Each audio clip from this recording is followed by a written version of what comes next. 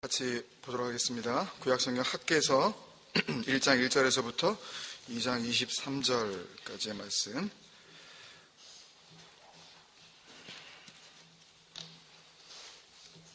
다 읽으셨을 테니까 우리 1장 1절에서부터 우리 1장 8절까지 같이 우리 교독하겠습니다. 1장 1절에서부터 1장 8절까지 제가 1절 읽고 여러분들 2절 읽으셔서 우리 8절 같이 읽겠습니다. 1절입니다.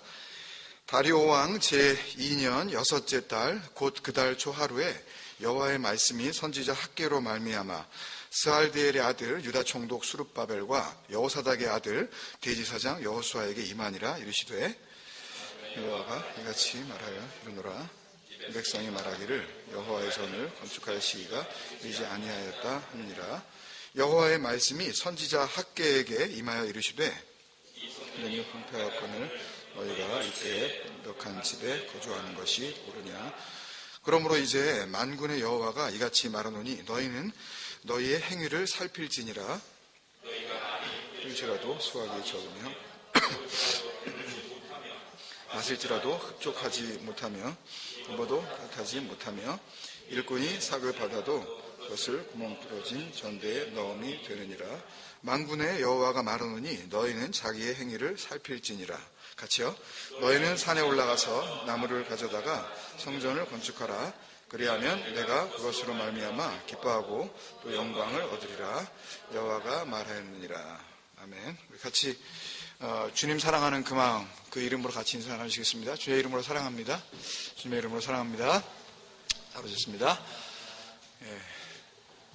죄송한 것은 오늘 상황이 조금 조금 변동이 있어서 자크에게 특별히 미안하네요. 예. 오늘 예.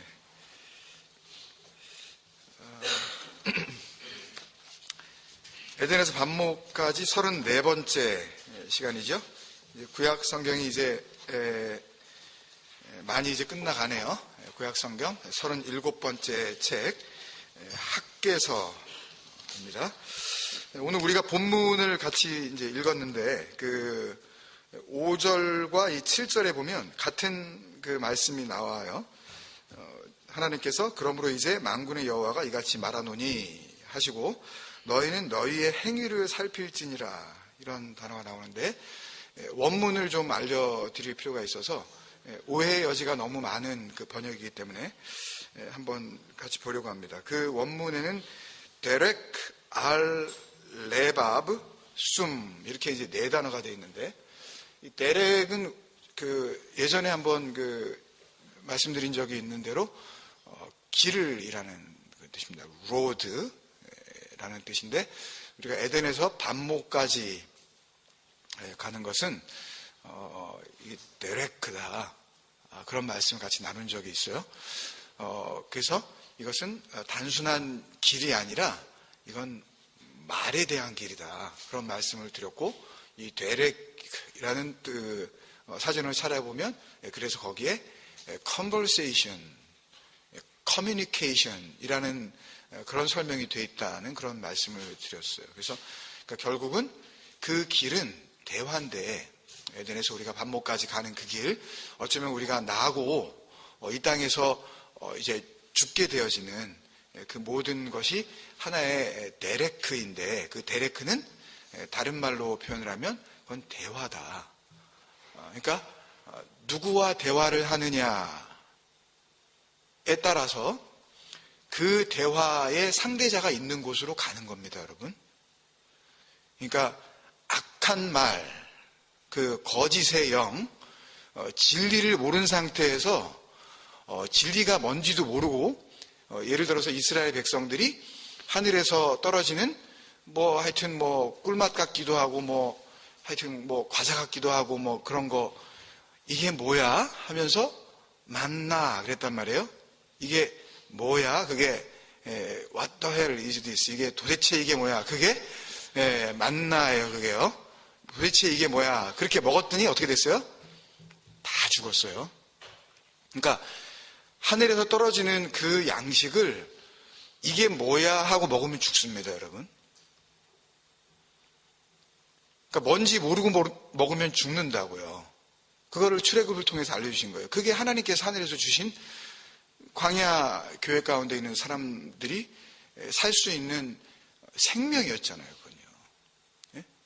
그러니까 지금은 광야도 아니고 지금은 만나도 떨어지지 않으니까 그것을 지금 은혜의 시대에 살고 있는 우리의 삶으로 생각을 하면 그 말씀이 뭔지, 그 진리가 뭔지 우리가 맞나 그러면 안 돼요. 이게 맞나 안 맞나 그러시면 안 된다고요. 네, 정확하게 그 진리를 알고 받아 먹어야 되는 건데요. 그 데렉이라는 말이 이제 그런 의미입니다. 말. 알이라는 것은 이제 인 혹은 뭐 오브 뭐 그런 뜻인데요. 이게 레이밥은 그 중심입니다. The heart, the midst, understanding이라는 그런 뜻이에요. 깨달음. 그러니까 네 속에 있는 깨달음이 뭐니? 숨이라는 것은 신약 성경으로 가면 아버지의 말씀을 지켜 행하라. 그럴 때 이게 번역이 그렇게 되는 거거든요. 지켜 행하라 라는 것은 행위의 그 모습으로 보여줘라 라는 그런 말씀이 아니라고 말씀드렸어요. 그거 다 오해하시는 거예요. 그러니까 아버지의 뜻을 지킨다라는 것은 keep in your mind입니다. 여러분, keep in your heart. 네 마음에 새기는 거지. 우린 그거 못해요. 예? 아무도 못해요. 말씀대로 사세요. 해보려고 노력은 하잖아요. 그죠? 근데 성경은 우리에게 한번 하는 데까지 한번 해봐. 그러셨나요? 아버지의 온전하심과 여러 번 강조했잖아요. 똑같이 이렇게 온전하다 그랬는데 그걸 우리가 어떻게 이루냐고요. 마음을 다하고 뜻을 다하고 우리 금요기도에 나온 것처럼 목숨을 다하라 그랬는데 세상에 어떤 사람이 심지어는 뭐 어디 가가지고 순교하는 사람이라고 할지라도 그 사람이 마음을 다했는지 그건 뭐 자기가 알 수 있나요? 이루어지지 않는 그런 명령이란 말이에요. 우리는 할 수 없는 거. 그거를 그렇게 문자 그대로만 받으면 그걸 지키려고 하다가 죽는 게 만납니다, 여러분. 이게 뭐야? 하면서 그건가? 그러면서 그냥 먹기는 먹는 거예요. 그 마음 중심으로 preserve, 지켜 이런 뜻이거든요. 그러니까 이 만군의 여호와가 말하노니 너희는 자기 행위를 살필지니라 라는 이 말씀은 어떻게 보면은 번역이 완전히 잘못된 거죠. 행위라는 말하고는 전혀 상관없는 그 원문이에요. 그러니까 직역을 하자면 너는 그 너희 마음 안에 있는 그 말을 잘 지켜. 케어 잘해. 그거 오염시키지 않게 해. 그거 붙잡아. 그거 잘 홀드해. 어디에서? 마음으로. 그 얘기를 하시는 거란 말이에요. 그러면 하나님께서 두 번이나 이렇게 학개서를 시작하자마자 선지자를 통해서 이거를 강조하고 계시다면 그 마음 안에 있는 그 말, 그게 다 우리 안에 있는 거란 말이에요. 예? 그거에 대한 말씀이라면 학개서는 뭐에 대한 이야기겠어요? 그 말. 그 말이 있는 그 마음, 그거에 대한 이야기 분명히 하실 거 아니겠어요? 하나님이 너 이거 잘 살펴, 너네 이거 잘 돌아봐야 돼, 이거 잘 지켜, 그래 놓고서 갑자기 이야기를 바꾸시면 말이 안 되잖아요. 그죠? 그래서 8절에 보면 너희는 산에 올라가서 나무를 가져다가 성전을 건축하라. 이게 막 그 번역이 비약이 된 아주 전형적인 예입니다, 이게요. 그러니까 원문을 보면 성전이라는 말은 눈을 씻고 찾아봐도 없어요. 오약이 딱 좋게 그렇게 번역을 해놨는데 우리가 지금 가지고 있는 이 개역개정 성경 이전의 성경은 개역성경이라고 부르는데 거기는 요 성전에서 요 성자를 빼고 그냥 전이라고만 해놨어요, 그냥. 그래서 너희는 산에 올라가서 나무를 가져다가 전을 건축하라. 이제 그랬는데 이 개역개정으로 바뀌면서 그냥 한술 더 떠서 아예 그냥 성전을 건축하라 이래버렸어요. 그러면 우리는 이걸 딱 보는 순간 이게 뭐에 대한 이야기예요? 성전. 눈에 보이는 건물, 나무를 가지고 다 건축하라 그러니까 그렇게 되는 거죠. 그래서 조금 여러분들이 어려우실 수 있을지 모르지만 그래도 원문을 알려드리는 게 좋을 것 같아서 제가 기록을 해봤는데요. 카바드, 산에 올라가서 그 단어가 이렇게 되어 있어요. 카바드 라차 바히스 바나 이렇게 되어 있어요. 원문에는. 그러니까 카바드는, 그러니까 예를 들어 창세기 18장에서 하나님께서 소돔과 고모라를 심판하시죠? 그때에 소돔과 고모라의 죄가 무거우니, 그럴 때 요 카바드를 씁니다.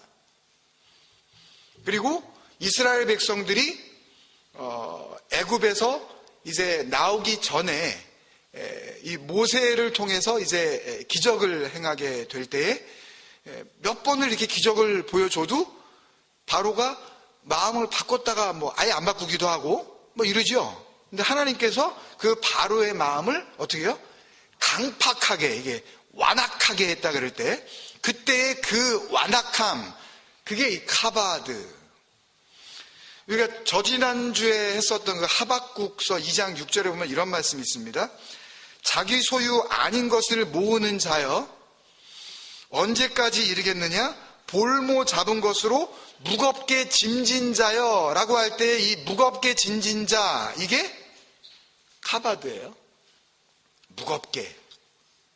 그러니까 하나님께서 주어가 되어지면 이게 하나님의 영광이 되어지지만, 이게 인간에게 쓰여지면 그것은 무거운 짐으로 이게 바뀝니다.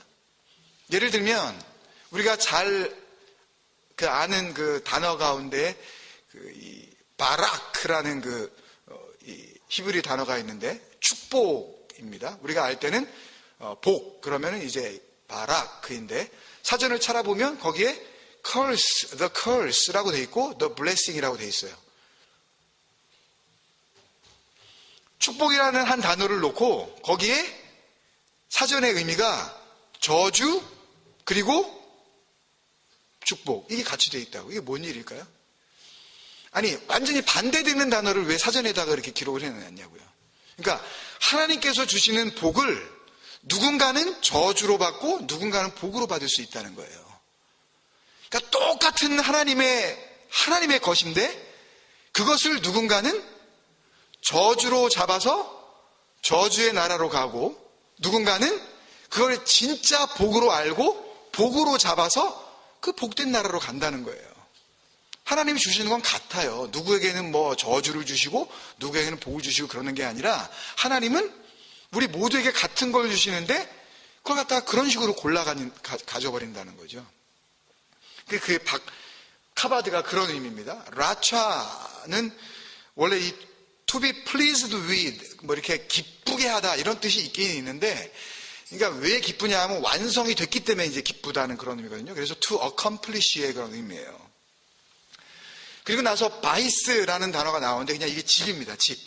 그러니까 예를 들어서 하나님께서 아브라함에게 나타나셔서 창세기 12장 1절에 너는 너의 고향과 친척과 아버지의 집을 떠나 내가 가르쳐 줄 땅으로 가라 그럴 때 그 집, 그게 그냥 바이스예요.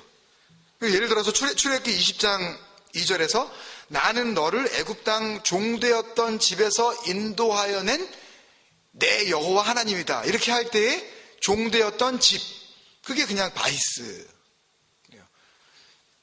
10계명에서 마지막 그 계명을 하나님께서 말씀하실 때 내 이웃집을 탐내지 마라 할 때 그 집, 그게 그냥 바이스예요. 그러니까 바이스가 단독으로 쓰이면 뭐예요? 그냥 그 세상적인 집을 의미하는 겁니다. 떠나야 할 집. 하나님의 집은 언제나 똑같은 바이스는 바이스인데 구약 성경에서 예외 없이 언제나 그 앞에 소유주의 이름이 붙어요. 뭐라고? 여호와. 예호와라는 그 야훼라는 단어가 반드시 붙습니다. 아니면 적어도 그 앞에 지시대명사인 this 혹은 그 집이라고 할 때 그 죄라고 하는 분명한 정관사가 붙어요. 그래서 그 집이 저 집하고 다르다는 것을 구분해 주신다고요, 하나님께서. 근데 여기에는 그런 거 없어요. 원문엔 딱 요거밖에 없어요. 그래서 무겁게 짐을 지고, 카바드, 무겁게 짐을 지고 바히스 바나, 한 집을 완성시켜 봐라, 그런 뜻이에요. 아테스 보, 한 나무를 가지고 하르 알라, 산에 올라라. 그러니까 산에 올라서 한 나무를 가지고 와서 무겁게 그걸 짐으로 가지고 내려와. 한번 집을 한번 지어봐. 너희가 집을 지었지? 만약에 이 말씀이 아니라면, 말씀이 이런 식으로 되어 있지 않다면 도대체 이 8절 말씀 그 전에 6절, 그리고 이 8절 말씀 뒤에 나오는 9절, 10절은요 도저히 연결이 안 돼요. 이걸 다 하려고 그러면 시간이 너무 많이 걸리니까 여러분들이 다시 한번 학계를 처음으로 만나신다는 마음으로 오늘 집에 돌아가시거든 정말 딴 거 하지 마시고, 이게 중요한 얘기니까 딱 문 걸어 잠그시고 이거 다시 한번 보세요. 이거 기록해 두시고. 그러니까 지난주에 스바냐서를 통해서 이제 여호와의 날이 임박했었죠. 굉장히 급박하게 이제 임할 그 여호와의 날. 그날이 누군가에게는 심판으로, 분노로, 그렇지만 누군가에게는 생명과 구원으로 그렇게 임하는 날이었잖아요. 근데 선포된 대로 정말 유다 백성들이 모두 심판을 받아서 바벨론의 포로로 다 잡혀가 버렸어요. 말씀이 이제 성취가 되어졌죠. 그리고 이제 오늘 이 본문, 이 학개서에서 그렇게 포로로 잡혀갔던 유대인들이 돌아온 거예요. 유대 땅에 이제 정착하기 시작했을 때에 그들을 향해서 하나님께서 학개 선지자를 통하여서 말씀을 지금 선포하고 계시는 그 장면이 바로 이제 학개 선지서란 말이에요. 그러니까 한 장짜리 책이었던 오바댜서하고 이제 비교해 봤을 때 그 다음으로 짧은 책이고 2장밖에 안 되고 절수도 다 합쳐봤자 1장은 15절, 2장은 23절, 그래서 38절밖에 안 되는 짧은 책이니까, 또 우리 웹주부에 집사님이 올려주신 것처럼 그 순서대로 읽으셨어도 여러분은 최소한 몇 번 읽으셨어요? 평생 한 번도 안 읽으셨던 분도 이번 기회에 몇 번 읽으셨어요? 모르겠어요? 네 번은 읽으셨잖아요. 그죠? 이게 뭔가 좀 느낌이 오셨을 거 아니에요, 학개서에 대해서. 거기다가 우리가 좀 기억을 더듬어 보면 기존에 우리가 들을 수 있었던 이 학개서와 관련된 설교는 거의 예외 없이 바로 이 학개서 1장 8절과 관련된 내용이었거든요. 전부 그거예요. 그걸 벗어나는 설교는 거의 없습니다, 여러분.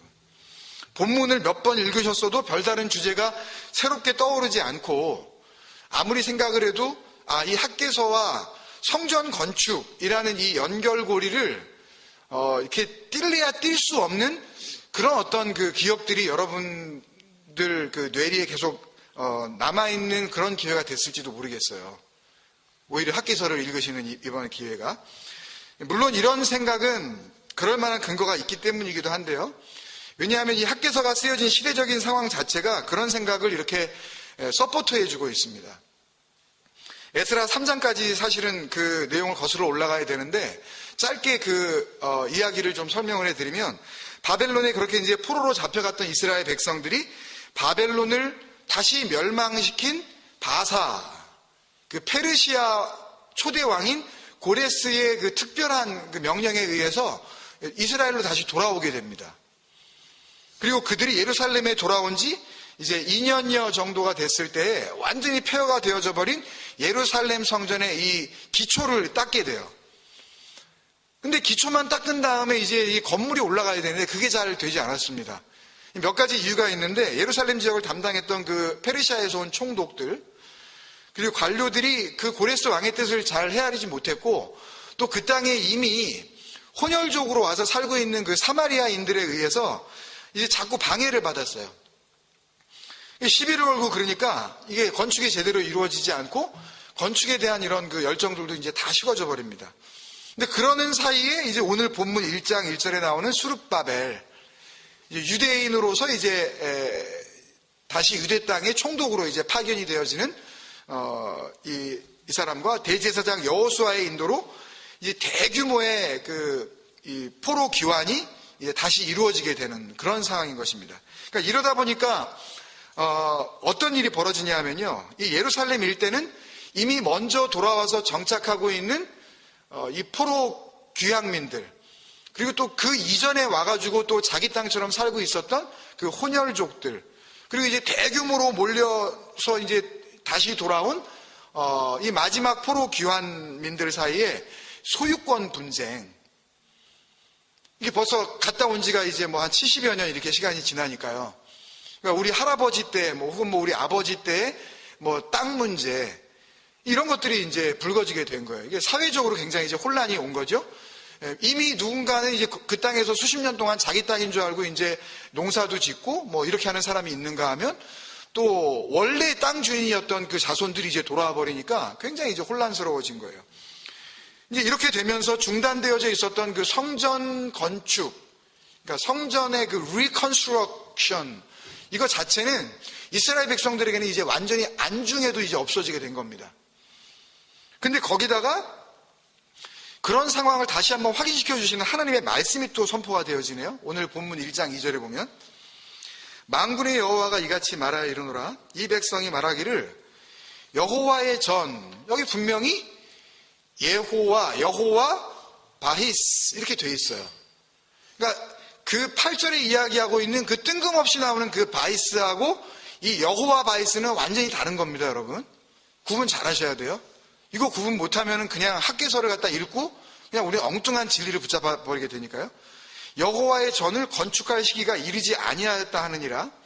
지금 이 말이 무슨 뜻이냐 하면요, 지금 니네 이스라엘 백성들, 니네가 우리는 성전 재건을 정면으로 거부하고 있는 것은 아니고 아직 하나님께서 우리에게 그 right timing, 그 적당한 시기를 허락하지 않으셨기 때문에 단지 우리는 그 하나님의 때를 지금 기다리고 있는 것 뿐이지 우리가 아예 성전 건축 안 하려는 것은 아니에요 라고 너희들이 말하고 있지 라고 하나님이 말씀하시는 거예요. 이해가 되세요? 그러니까 여기까지 정리하면 이렇습니다, 여러분. 선지자 에스라 때부터 겨우 이제 성전 기초만 닦아놓고 한 18년, 한 20여 년이 그냥 흘러가면서 성전 건축은 그냥 지지부진, 거의 이게 이루어지지 않고 그냥 이게 터만 남아있는 그냥 썰렁한 그런 상태가 돼 있었던 거예요. 그러니까 건축도 되지 않은 예루살렘 성전에 그냥 이 기초만 지금 있어요, 한쪽에. 그걸 한번 상상을 해보세요. 그냥 허벌판에 그냥 이렇게 그냥 그 기초만 그냥 콘크리트 그냥 이 기반만 있다고 한번 생각해 보십시오. 그 상태에서 하나님의 말씀이 떨어지는데 그 일을, 거기다가 이제 건물을 올려야 되는 그 일을 감당해야 할 귀향민 이스라엘 공동체가 그건 우리 세대가 할 일이 아니야 하고 있다고 하나님께서 말씀하셨다는 전제가 지금 깔리고 있는 거예요. 그러니까 다시 말하면 짓다가 만 성전이라는 현실이 있죠. 근데 하나님은 뭐라고 말씀하시냐면 니네들은 그걸 나 몰라라 하고 있지, 약간 하나님께서 책망하시는 듯한 그런 뉘앙스를 주는 말씀이 떨어지고 있다는 그 상황이 지금 그 상황과 딱 맞아 떨어지고 있다는 거예요. 무슨 말씀인지 아시겠어요, 여러분? 이게 학개서를 오해하게 되는 배경이 된 겁니다, 여러분. 근데 그렇게 이해를 하는 거예요. 그래서 학개서를 뭐라고 요약을 하냐 하면 성전 재건이 가져다 줄 영광과 복을 제시하는 예언서, 이렇게 이야기를 합니다. 여기 학자들 간에 다툼이 없어요. 성전 건축이 곧 뭐라고요? 그 눈에 보이는 건물을 짓는 것이 곧 뭐라고요? 영광과 복. 그러니까 그렇게 건물을 지으면 거기에 뭐가 임할 것이다?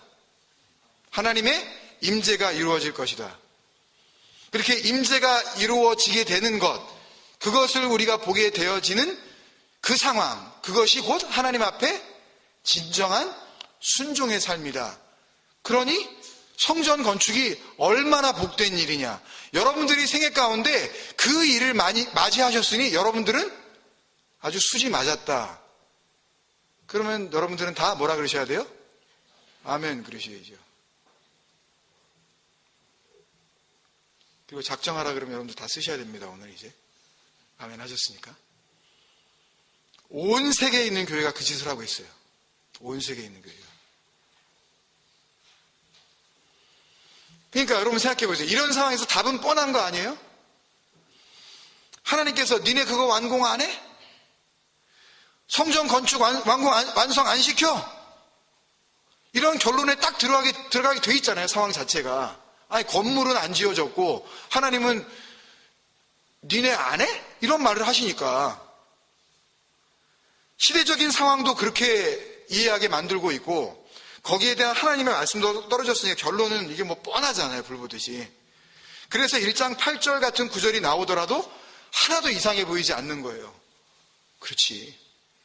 이상해 보이기는커녕 너무너무 당연해 보이잖아요. 이게요.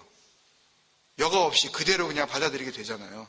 그래서 학교에서 하면 거의 대부분 교회 다닌다고 열심히 다니신 분들의 기억 속에도 떠오르는 건 뭐와 관련된 책? 성전 건축과 관련된 책. 그것을 하나님께서 너무나 분명하게, 너무 클리어리하게 이건 내 뜻이다.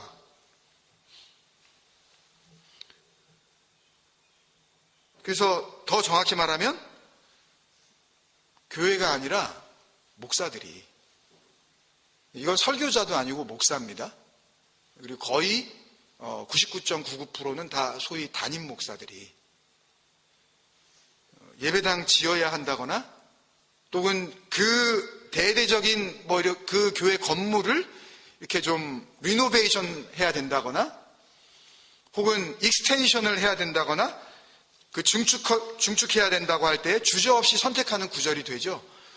어떻게 이런 구절을 갖다가 또 이렇게 해놓으셨을까? 이거 아주 딱 맞잖아요. 아주. 그래서 교회에 그런 일이 벌어지는 그 해가 되면 교회 1년 표를 아예 이렇게 걸죠. 앞뒤 그냥 다 잘라버리고 우리 교회 올해 교회 표현은 학개서 1장 8절입니다. 말씀이 이렇게 얘기했는데 앞뒤 다 잘라버리고 딱 그거만 하죠. 뭐라고요? 성전을 건축하라. 명령형이네. 거기다가 여기 누가 토를 달겠어요? 복준되는데 아무런 꺼리낌 없이 만드는 거죠. 그거. 성전을 건축하라. 이렇게. 그 성전이 무슨 성전인지도 더 이상 얘기하고 싶지도 않고 그 건축이 도대체 무슨 건축인지도 알고 싶지 않고 그냥 이거 알겠죠? 여러분들. 이 정도면 알겠죠? 라고 하고 그냥 밀어붙이는 거죠. 근데 정말 여러분, 이 학개서가 그렇게 다른 거 다 제쳐두고 성전 건축 요구하신 하나님 말씀 맞을까요? 성전을 건축하라는 얘기가 나오기 전에 그 6절을 보면은요, 이런 말씀이 나오죠. 너희가 많이 뿌릴지라도 수확이 적으며 먹을지라도 배부르지 못하며 마실지라도 흡족하지 못하며 입어도 따뜻하지 못하며 일꾼이 삭을 받아도 그것을 구멍 뚫어진 전대에 넣음이 되느니라. 한마디로 뭐예요? 뭘 해도 니네 다 헛거야. 일 잘 안 풀리지? 뭐 이런 식이죠. 되는 일 없지 니네. 뭐 집에는 문제가 많고 뭐 그렇게 얘기하면 다 걸려들게 돼 있어요. 강대상에서 이렇게 얘기하면 가만히 생각해보면 뭐 잘 되는 일 없거든요. 뭐 좀 어렵죠 요새. 뭐 자녀들 말 안 듣죠. 뭐 말 잘 듣는 자녀가 몇 명이나 돼요. 말을 잘 들어도 또 부모 입장에서는 또 그렇게 느껴지지 않잖아요. 흡족하지도 않고. 그리고 뭐 K대 들어갈만 하면 그걸로 그냥 좋게 해야 되는데 그 다음에 또 S대를 원하잖아요. 그러니까 이거는 뭐 누구에게나 다 걸려들게 돼 있어요. 이걸 갖다가 딱 갖다 들이대는 순간. 이거 보라고 이렇게 말씀이 딱 나오잖아요. 니네들 되는 일 없지. 그리고 나서 8절에 성전을 건축하라. 그러면 내가 기뻐하고 영광을 보리라. 이렇게 번역이 돼버렸으니까. 그러니까 그 눈에 보이는 건물로서의 그 성전 건축이라는 그 행위를 너희가 완성을 하면 그걸 통하여서 하나님께서 어떻게 해요? 뭘 받으신다? 영광을 받으신다. 너무 슬퍼지지 않습니까, 여러분? 아니, 아무리 진짜 한국에 있는 어떤 그 큰 교회가 몇 천억을 들여서 그걸 짓는다 한들, 아니, 몇 천억이 아니라요, 몇 조를 들여서 그런 건물을 짓는다 한들, 여러분 한번 진리를 안다고 하는 여러분들 한번 생각해 보십시오. 그러면은 이 천지 우주 만물을 지으신 하나님께서, 야, 정말 너무 고맙다니네. 어떻게 나를 위해서 몇 조를 들여주니? 하나님께서 그거를 감격해 하시겠냐고요, 여러분. 근데 속수무책으로 이걸 당하고 있다니까요. 그러니까 이 두 구절을 언뜻 보면 이렇게 되는 거죠. 니네가 그렇게 수확이 적고 먹어도 배부르지 않고, 이게 뭐 헛배부른다는 얘기인가 이게? 마셔도 마신 것 같지 않고, 입어도 따숩지 않고, 돈을 벌어도 자꾸 세지. 이렇게 하면서 그 이유가 뭔지 알아? 잘 생각해봐. 요게 되는 거 아니에요. 거기다 그 위에 4절에 보면 또 더 그럴듯하죠? 성전은 황폐한데, 성전은 그러면, 하나님께서 거하시는 그 집. 그래, 좋아. 그 다음에, 니네는 판벽한 집. 이때 이게 사판 바히스 그랬는데, 이건 완성된 집이에요. 그러니까, 내 집은 허술한데, 너는 완성된 집에 사냐? 나는 지금 거할 데가 없어가지고, 난 터만 만들어 놨고, 썰렁한 콘크리트 지금, 소위 우리말로 공구리만 쳐놓고, 니네는 그러면은 인테리어 다 하고 좋은 집 살아? 집 사가지고. 그러니까 내가, 그 교회 이름으로 사기 전에 내 집을 못 사고 있잖아요, 어떤 사람들은. 예? 아니면 샀던 집 그거 팔아가지고 거기다 갖다 바치잖아요. 복 줄 줄 알고 그러면.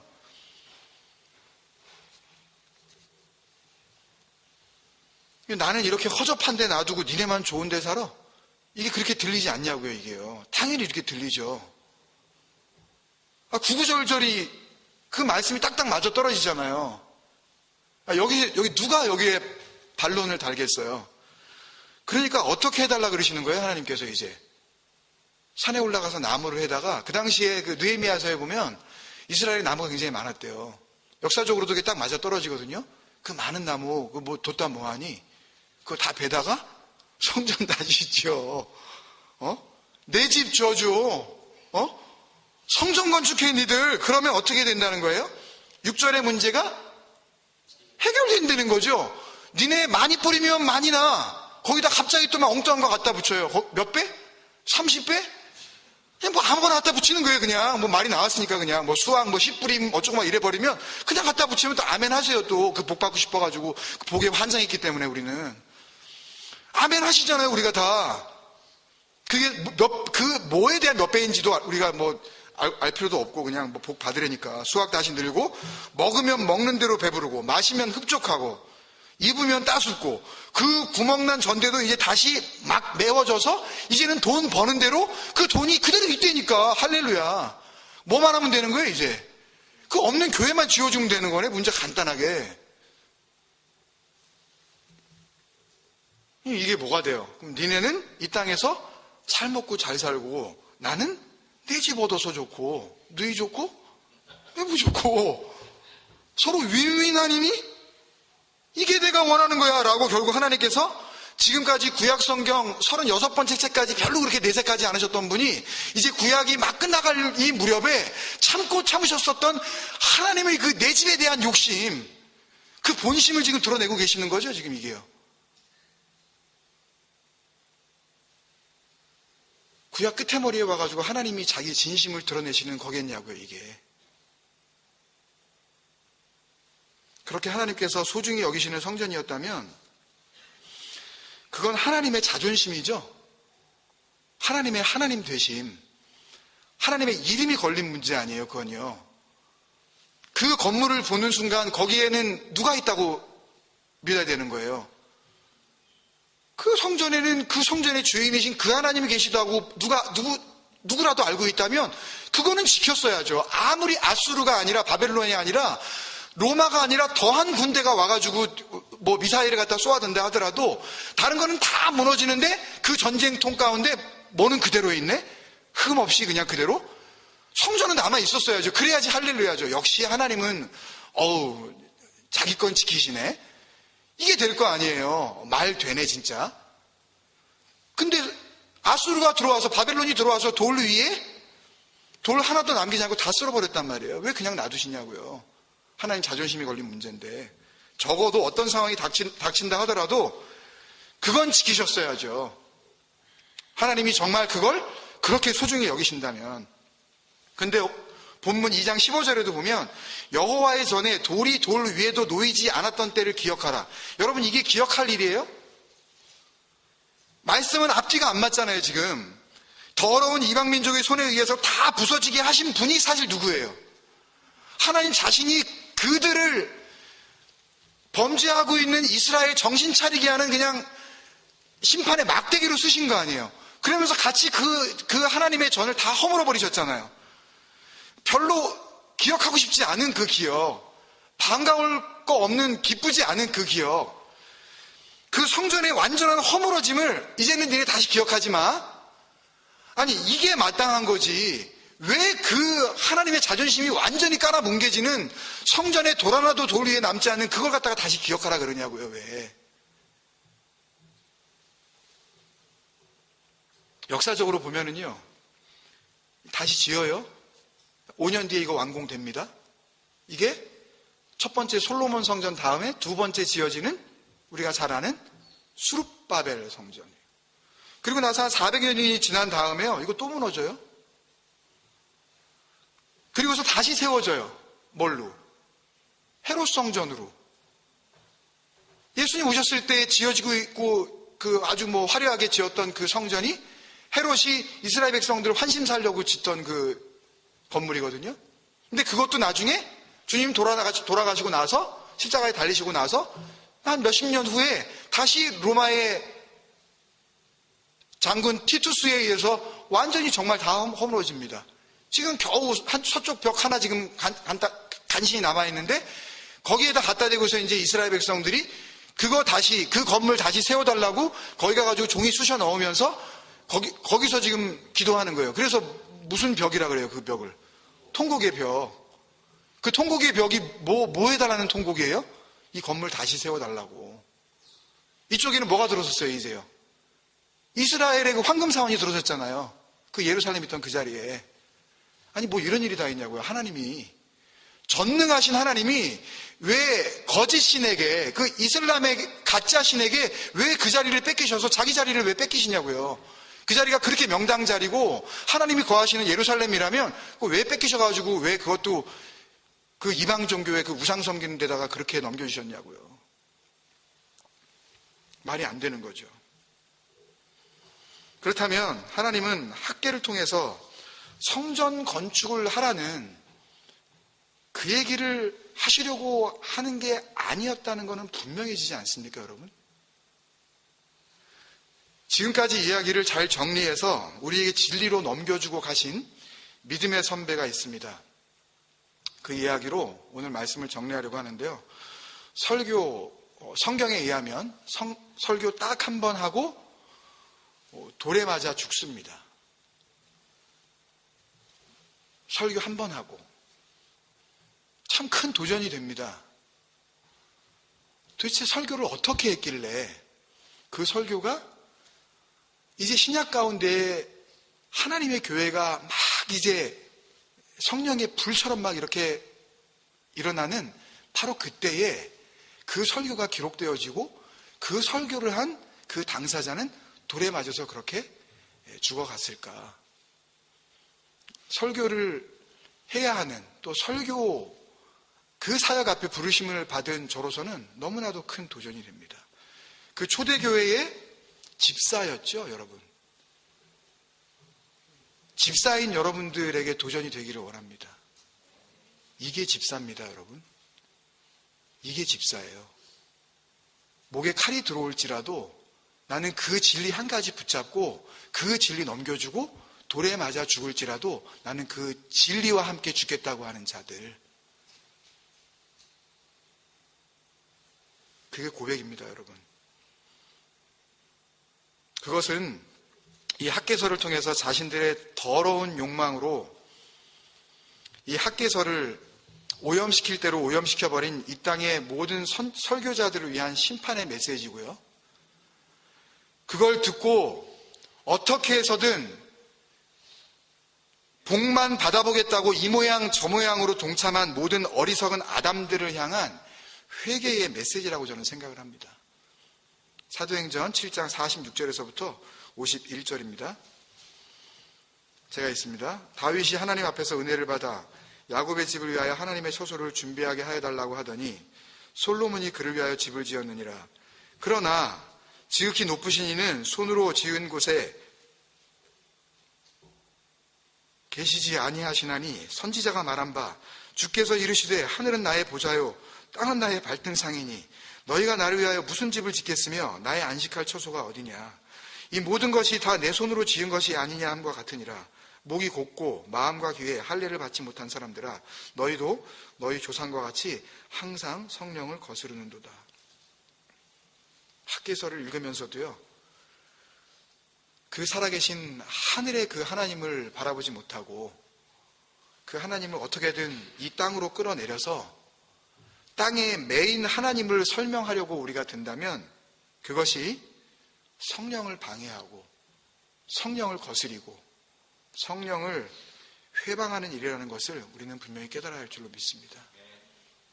그래서 학개서는 우리에게 진짜 그 성전에 충만하게 되어질 하나님의 그 영광, 그 나중에 그 영광이 그 이전의 영광과는 비교할 수 없이 그 큰 영광으로 임할 그 성전의 영광, 그것은 곧 이 땅에 말씀이 육신이 되어 거하실 그때에만 이루어질 하나님의 독생자, 그 모노게네스, 진리 한 가지만 가지고 오시는 자, 그 자를 통해서만 은혜와 진리가 충만하여지며 그 아버지의 영광을 목격하게 되는 건 아니겠습니까, 여러분?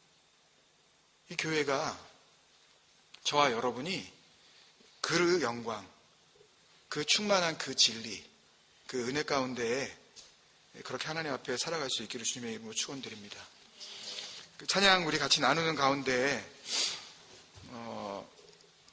주님 내게 오셔서 작고 여린 내 삶을 일으켜 세우시며 내 이름 부르실 때, 그렇게 우리 아까 찬양했는데요. 여러분, 하나님께서 이제는 우리를 그럼 뭐라고 불러주실까요? 내 이름을? 예수님께서 제자들이 주님 이 성전 보세요. 그 돌들 좀 보세요. 그 건물이 어떻게 지어졌나 한번 보세요. 그랬더니 주님께서 뭐라 그러세요? 예? 내가 이 성전을 사흘 만에 허물리라. 이 성전이 니네들이 눈에 보기에 그렇게 좋은 이 건물이 돌 위에 돌 하나도 남지 아니하리라. 그러면서 요한복음 2장에 뭐라 그러셔요? 그것은 곧 성전 되신 자기 육체, 말씀이 육신이 되어 오신 그 육체, 그 말씀 육신, 살덩이를 이야기하는 게 아닙니다, 여러분. 그 진리로 오신 그 육체, 그것을 알아먹지 못하면 너희는 성전과 상관없는 삶을 살게 되는 거야. 그것을 알게 된 사도 바울은 뭐라 그럽니까?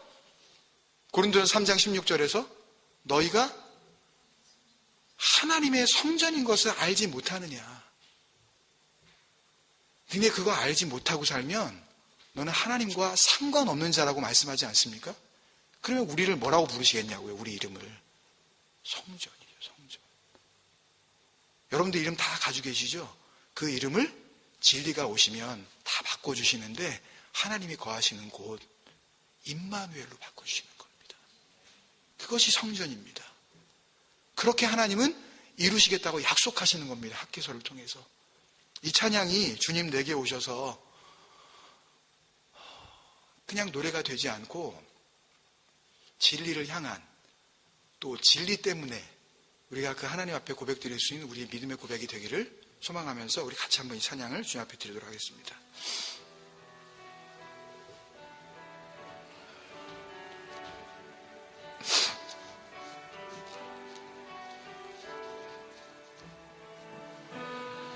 주님 내게 오셔서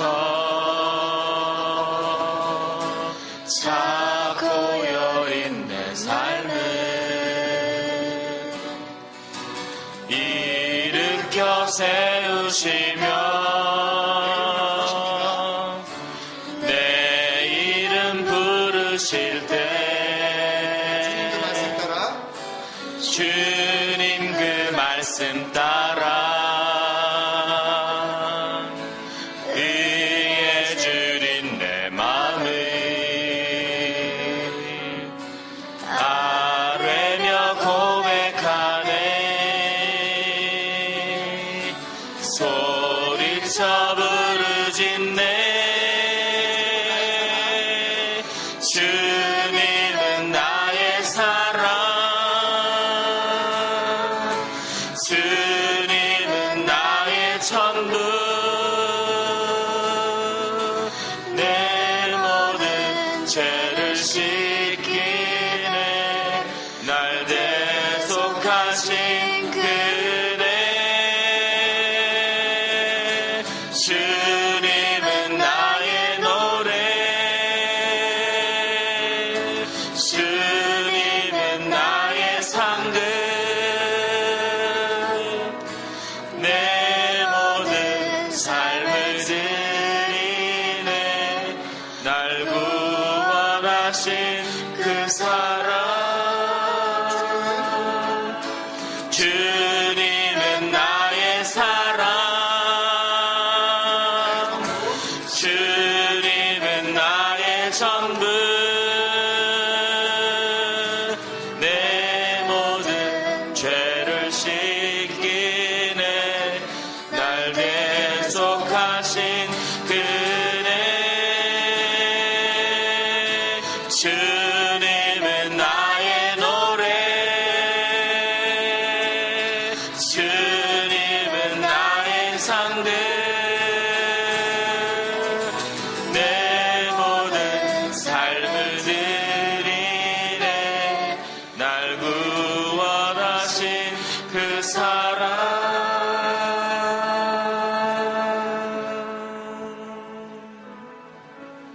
아멘. 한번 같이 기도하면 좋겠습니다. 여러분, 하나님께서 우리의 이름을 부르신다는 것은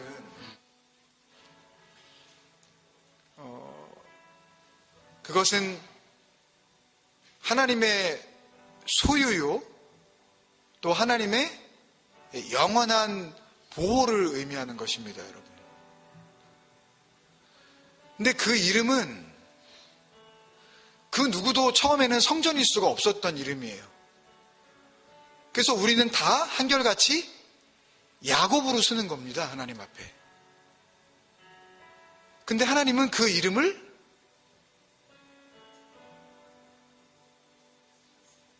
이스라엘로 바꿔주시는 거예요. 하나님은 누구에게도 지지 않으세요. 근데 내가 너한테 졌다라고 그냥 해주시는 거예요. 누구한테만? 정말 야곱인 줄 아는 자들에게만. 주님, 나는 속이는 자 맞아요. 나는 남의 딴지나 거는 인간 맞아요. 나는 하나님의 그 진리를 거짓으로 왜곡하는 자 맞아요. 이것을 깨달아 아는 그 야곱들에게 하나님께서 그래 내가 너에게 졌다. 그리고 이스라엘로 바꿔주시는 겁니다, 여러분. 근데 끝까지 난 처음부터 이스라엘이었어요. 나는 얼마든지 이스라엘일 수 있어요. 라고 마리에 고집을 한다면 그 이스라엘 붙잡고 그 거짓 이스라엘로 그렇게 여러분들은 하나님 앞에 서게 될 수밖에 없는 것입니다. 우리 고백합시다. 주님, 나는 성전일 수 없지만 하나님께서 그 이전의 영광과는 비교할 수도 없는 그 나중 영광으로 나에게 정말 임하시게 되면 내 이름이 바뀌어서 내가 예전에는 그런 세상 집이었는데 이제는 여호와의 전, 그 성전이 된 줄로 믿습니다. 그 믿음으로 그 순종으로, 그 능력으로 그렇게 하나님 앞에 하루하루 기쁘게 살아가게 하여 주옵소서. 여러분, 우리 같이 기도하시지 않으시겠습니까? 같이 우리 고백하며 주님 앞에 나아가겠습니다. 아버지 하나님, 은혜로 우리를 채워주옵소서.